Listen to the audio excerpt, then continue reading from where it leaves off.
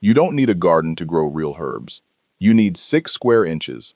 And one habit nobody talks about. Thousands of people buy a starter herb kit every year. They set it on the windowsill. 3 weeks later, it's dead. So they blame themselves. No green thumb, or they blame the apartment. Not enough light, or they blame the whole idea. Windowsill gardening is a scam. Wrong on all three. It's not space. It's not even the light. It's a handful of invisible habits. How you water, how you position the pot, how you harvest, that decide whether an herb thrives for a season or dies in a month. Fix those habits, and the same 6 inches that killed your basil can double your harvest every week. Here are the 10 habits that change everything, including one plant positioning trick almost nobody mentions. Number 10. Stop treating every windowsill like it's the same windowsill. Most beginners grab an herb, plant it wherever there's flat space, and hope. Big mistake. Positioning relative to window direction is one of the biggest silent killers of indoor herbs. South-facing window, strong, direct light. Basil and rosemary love it. North-facing window, dim and cool. Mint and parsley thrive there instead. Get this backwards, and your plant won't die dramatically. It'll just starve for light, slowly. Leggy, pale, fading. You'll think you killed it. You didn't. You just put it in the wrong window. Match the herb to the direction first. Everything else gets easier. Number 9. Switch to self-watering planters, even a makeshift one. Inconsistent watering kills indoor herbs faster than almost anything. Miss a few days, the soil turns to dust. Overcorrect, you drown the roots. The fix: a reservoir system that wicks moisture up as the plant needs it. Steadier growth. Higher yields. No more boom and bust. You don't need to buy anything fancy.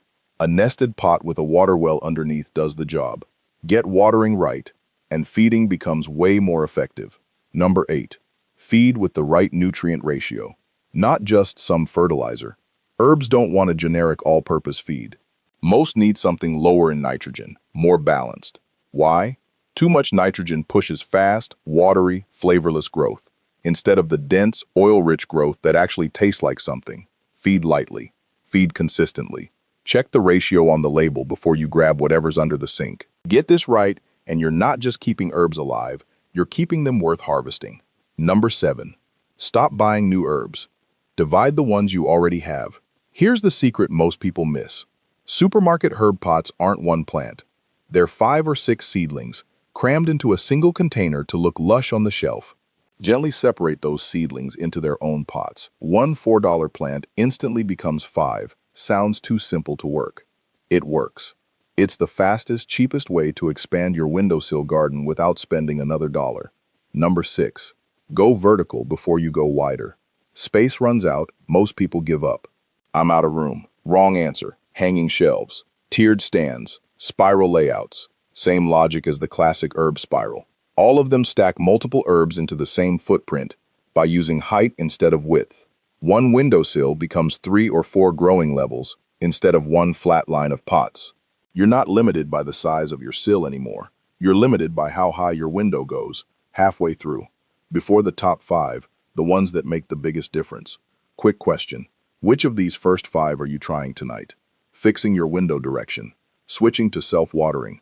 Finally dividing that supermarket herb pot you've had for weeks. Drop it below. I read every comment. The first half kept your herbs alive. The next 5 make them thrive. And the last tip on this list, the one nobody talks about. It might matter more than everything else combined.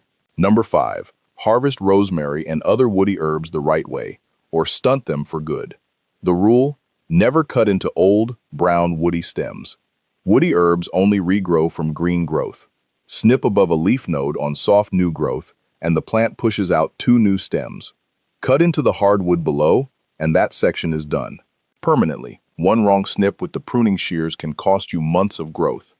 Get the cut right, and the same plant regenerates indefinitely. Number 4.